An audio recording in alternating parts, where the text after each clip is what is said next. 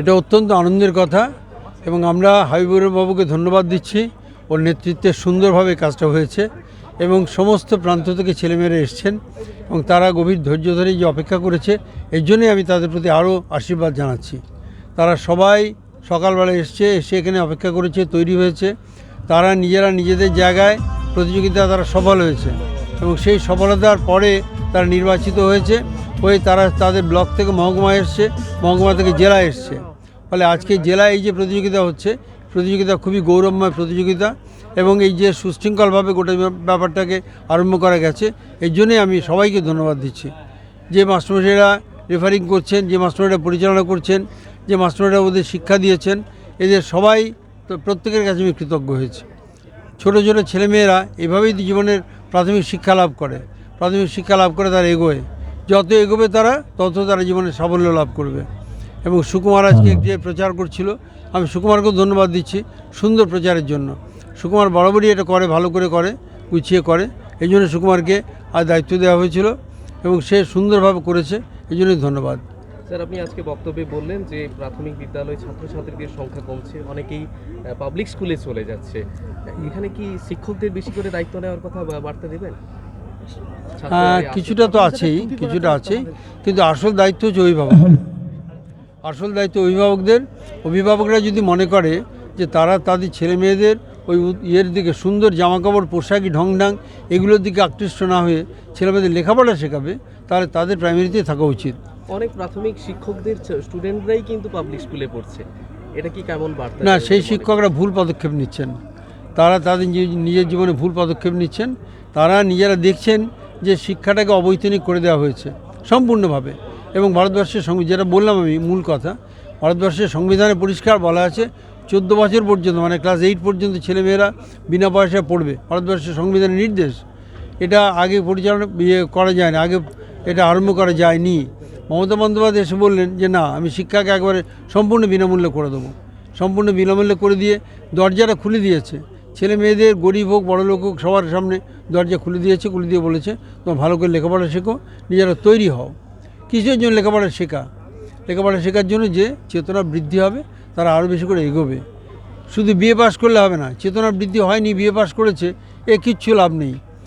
চেতনা বৃদ্ধি হওয়া, মূলগতভাবে মানুষের তৈরি হওয়া, মানসিক উৎকর্ষতা বৃদ্ধি করা, এগুলি হচ্ছে শিক্ষার মূল কথা।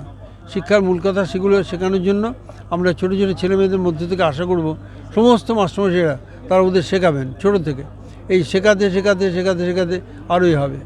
মনে রাখতে হবে, এই ব্রতচারী উদ্যোগটা শুরু করেছিল একজন বাঙালি বাঙালি শুরু করেছিল এবং তিনি চল কোদাল চালাই ভুলে মানের বেলায় এই দিয়ে শুরু করেছিলেন। তিনি আইসিএস ছিলেন, এবং অসাধারণ উদ্যোগী মানুষ ছিলেন। তিনি মরে যাওয়ার পরে এই গোটা জিনিসটাকে ধরে নেওয়ার উদ্যোগ লোক পাওয়া যায়নি।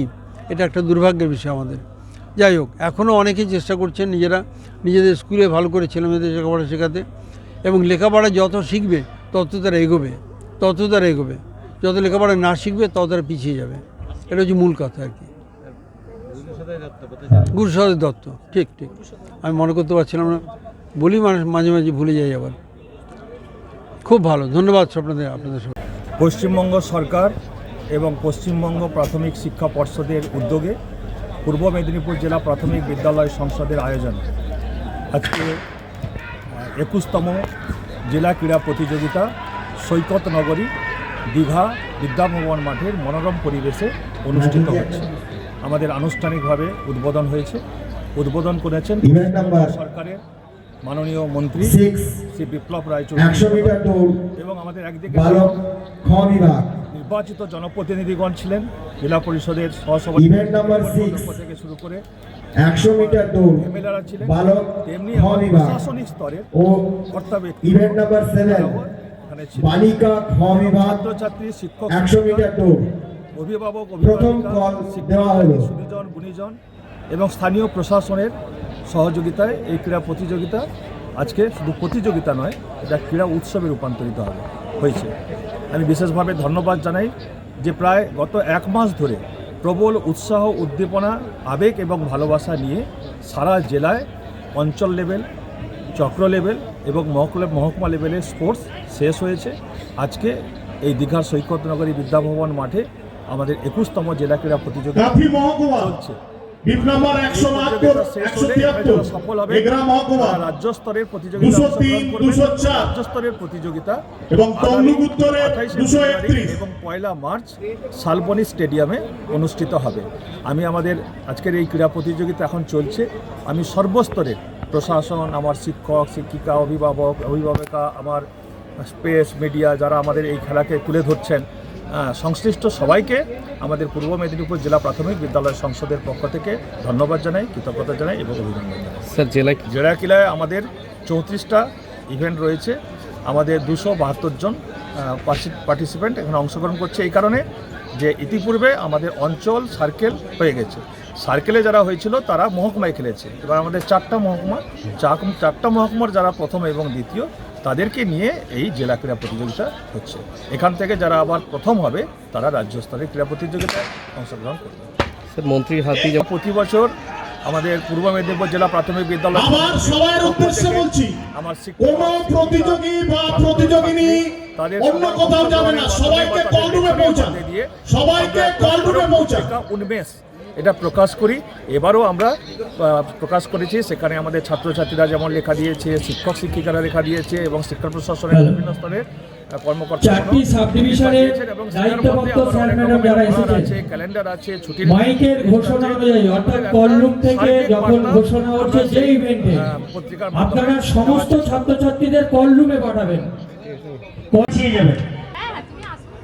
দাদা 21তম যে সমস্ত গার্ডিয়ান এবং ছাত্রছাত্রী উদ্বোধন হলো, টেন্টের সামনের দিকে চলে এসে তোমরা পিছিয়ে যাও। এই আয়োজন অসাধারণ, এই আয়োজন কি বলবেন? আজকে পশ্চিমবঙ্গ সরকার এবং প্রাথমিক শিক্ষা পর্ষদের সহযোগিতায় পূর্ব মেদিনীপুর জেলা প্রাথমিক শিক্ষা সংসদ 21তম বর্ষের ক্রীড়া প্রতিযোগিতার আয়োজন করেছে আমাদের দীঘা বিদ্যাভবনের মাঠে। আমরা সত্যি আনন্দিত, আপ্লুত, অভিভূত, কারণ জেলার খেলা প্রথমই আমাদের রামনগর এক পঞ্চায়েত সমিতির অন্তর্গত প্রতিমা 2 গ্রাম পঞ্চায়েত এলাকাধীন বিদ্যাভবন হাই স্কুল খেলার মাঠে অনুষ্ঠিত হওয়ার জন্য। তাই রামনগরবাসী হিসেবে আমরা শুভেচ্ছা অভিনন্দন জ্ঞাপন করি আমাদের পূর্ব মেদিনীপুর জেলা প্রাথমিক শিক্ষা সংসদের চেয়ারম্যান সম্মানীয় জনাব হাবিবুর রহমান মহোদয়কে। আমাদের আবেদনের ভিত্তিতে, অনুরোধের ভিত্তিতে উনি এবছর এই জায়গায় পূর্ব মেদিনীপুর জেলা প্রাথমিক শিক্ষা সংসদের 21তম ক্রীড়া প্রতিযোগিতার আয়োজন করেছেন। যেখানে মৎস্যমন্ত্রী বক্তব্যে বললেন যে বর্তমান দিনে প্রাথমিক বিদ্যালয়ের ছাত্রছাত্রীদের সংখ্যা কমছে, একটা আশঙ্কা প্রকাশ করলেন। বর্তমান দিনে দাঁড়িয়ে শিক্ষকদের কতটা দায়িত্ব নিতে হবে বা আজকের এই ক্রীড়া থেকে কী বার্তা দেবেন? এ বিষয়ে বর্তমানে প্রাথমিক বিদ্যালয়ের হয়তো কিছুটা ছাত্রছাত্রীর সংখ্যা কমেছে, কিন্তু এই চিন্তাভাবনাটা পরিবর্তন করাতে হবে, আমাদেরকে দায়িত্ব নিতে হবে।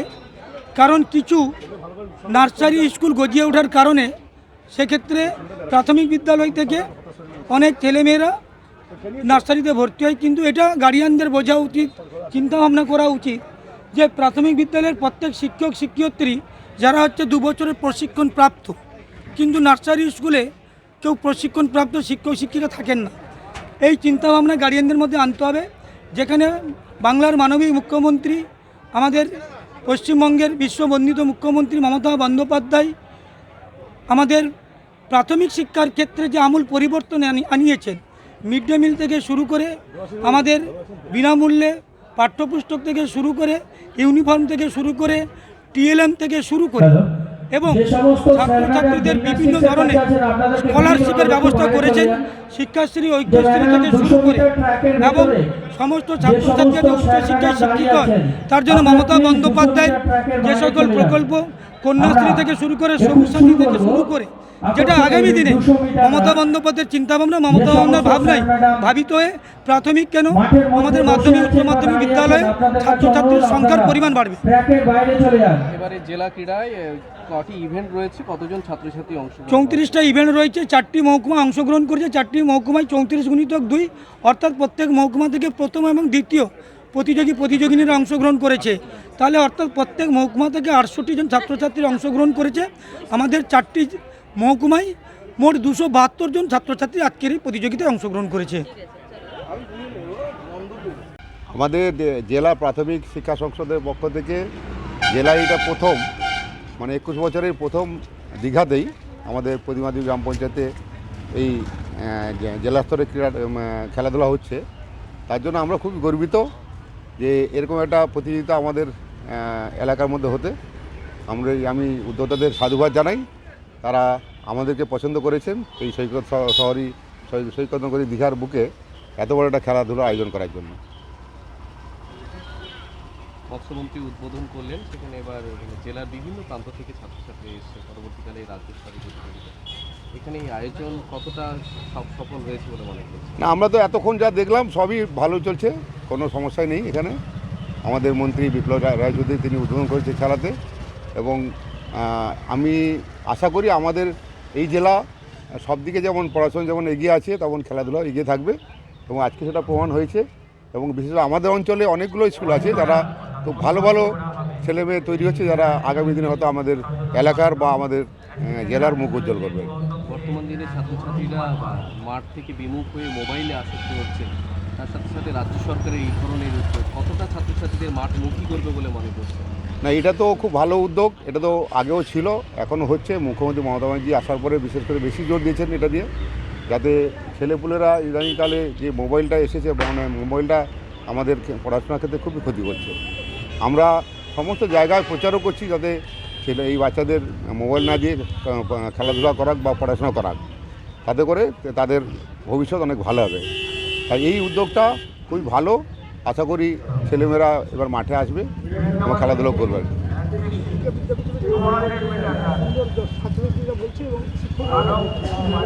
হ্যাঁ, মাঠটাকে আমরা যত্ন করে রাখি এখানে দীঘা বৃন্দাবনে।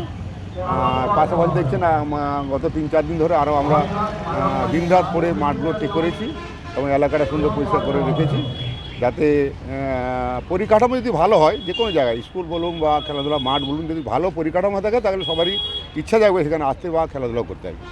তাই আমরা চেয়েছি যাতে মাঠগুলো সুন্দর হোক, আরও মাঠ আমরা ভালো করবো এবং দীঘা বিদ্যালয়টাকে আমরা সাজিয়ে তুলবো আগামী দিনে। না, আমি তাদেরকে সাধুবাদ জানাই, তারা সবাই এসে খুশি এখানে এবং আপ্লুত। এখানকার যারা অর্গানাইজার আছেন মাস্টারমশাইরা, তারা খুব ভালো অর্গানাইজেশন করছেন, এখানে আতিথ্যতা করেছেন এবং খেলাধুলা পরিবেশটা সুন্দর করে সাজিয়ে দিয়েছেন। আমি তাদের সাধুবাদ জানাই, তারা আবার আসুন। আর দীঘাতে যদি আবার খেলা হয় আমাদের অঞ্চলে, আমি আমাদের পক্ষ থেকে যথা সাধ্য চেষ্টা করবো তাদের সাহায্য করার। দীঘাতে আগামী দিনে কোনো খেলার মাঠ গড়ে তোলার কি কোনো উদ্যোগ নেবেন আপনারা? খেলার মাঠ দীঘাতে একটা আছে এবং একটা স্টেডিয়াম হওয়ার কথা ছিল রতনপুরের সাইডে, কিন্তু এখনও রাজ্য সরকার এটা করে উঠতে পারেনি।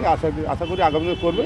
তবে এখানে দীঘা বিদ্যালয় মাঠ এবং দীঘার হসপিটালের সামনে যে মাঠটা, এই দুটো খুব ভালো মাঠ, এবং রতনপুরের যে মাঠটা সেটাও ভালো, ওইটাকে স্টেডিয়াম করার চেষ্টা হচ্ছে, হয়তো আগামী দিনে রাজ্য সরকার এটা করবে।